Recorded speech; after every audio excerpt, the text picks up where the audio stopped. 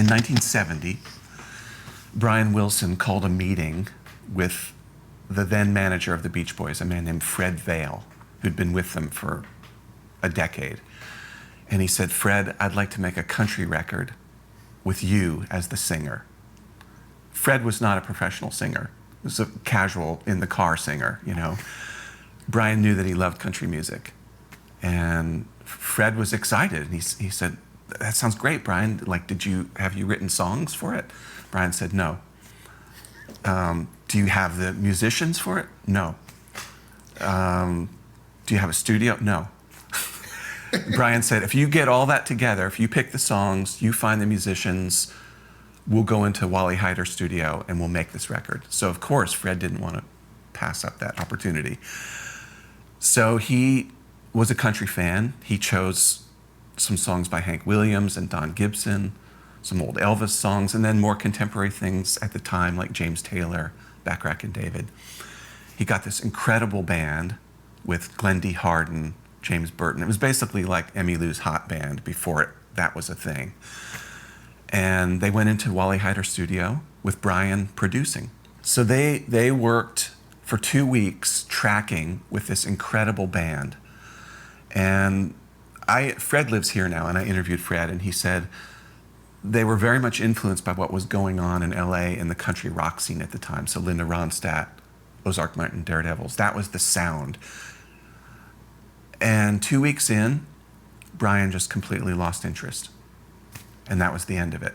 So they had tracked all of these songs, had some kind of rough guide vocals on there. And at the time, Fred thought, well, maybe we'll get back to this at some point. They never got back to it.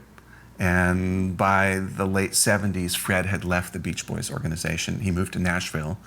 In the 80s, he opened Treasure Isle Studio. And that's what he did through the 80s and 90s. He ran this pretty successful recording studio here. Meanwhile, he kind of forgot about the sessions. He thought, you know, it was a moment that will never return. In 2014, 44 years after they went in the studio, Fred got a phone call from the management of the Beach Boys and said, we're going through the vaults.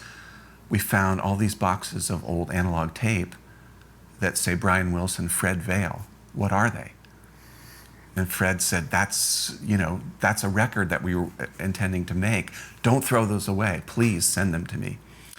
So all these boxes of tape came to Nashville to Fred.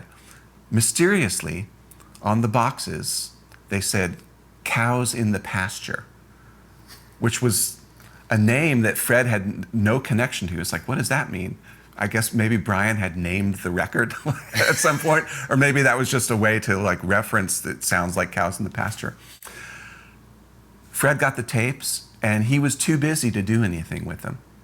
So they sat for another 10 years. Fast forward to 2023, a local producer, promoter named Sam Parker enters the scene, befriends Fred, hears this story about this lost album that was never finished, and so we have to make this, you know? This is too good to pass up. So they start inviting in all of these country stars and rock stars. When I interviewed them for Mojo, Fred and Sam, they wouldn't divulge who these names were. But I got the sense that, you know, it was probably going to be people like Vince Gill and James Taylor. They brought T-Bone Burnett in as an associate producer, and they've been working on it for the last year.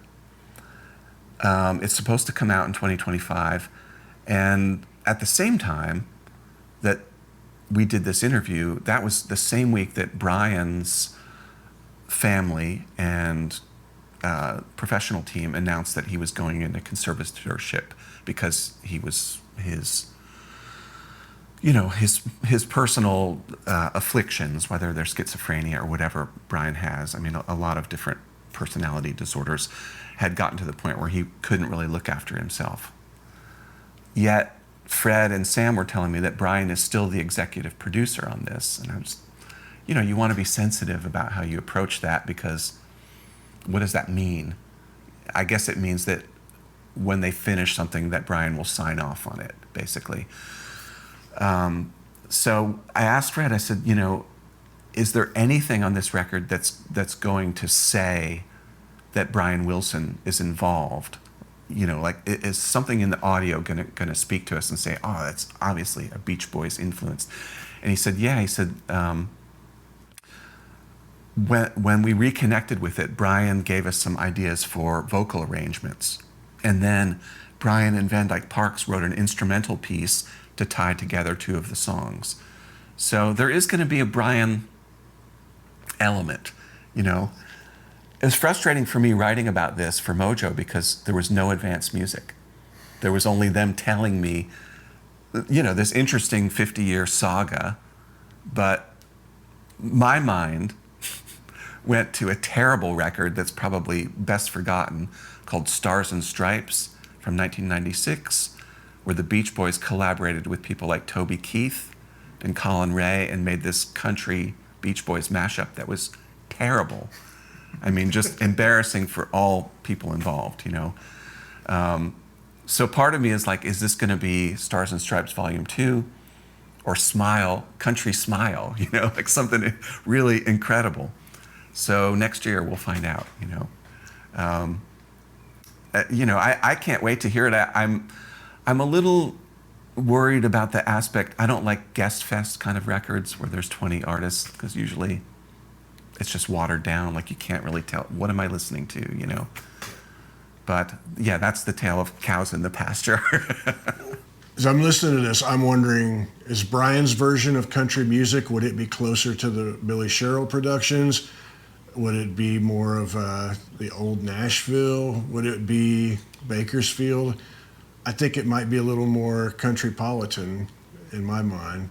Maybe so, although Fred did say that Brian was a fan of Linda Ronstadt and the Eagles and, Flying Burrito Brothers. So I think that's kind of maybe his sonic reference was that 1970 country rock thing that was just kind of blooming in California. But being Brian, of course, I think if he had stuck with it, there probably would have been other elements like harpsichords and strings and, yeah, it would have been elaborate. I mean, I think it's important also to acknowledge that 1970 was not the best period for Brian personally. I mean, he was already starting to have some mental illness and that kind of weird seclusion thing where he was in his bathrobe and he gained a lot of weight and he wouldn't leave his bedroom. That was all starting 1970, 71. And I think that's maybe one of the reasons he lost interest is he had so much other stuff to deal with, Yeah. I think the prospect of Brian working on any kind of music with his intelligence and his genius for arrangement is hugely exciting. I mean, I hope that when this record comes out that there are a lot of obvious Brian touches on it because I think that would make it interesting to music fans. If it's just country songs, and, Fred is, I've never heard him sing, so I don't know what to expect. And he's singing the songs now as a much older man. It's not like they captured any keeper vocal takes in 1970. So I don't know what that's going to mean. It's all a big question mark, It's an exciting question mark. It is an exciting question mark. I mean, enough that Mojo, because they knew going in that I wasn't going to get to hear any of the music. And they said, we still want this story. So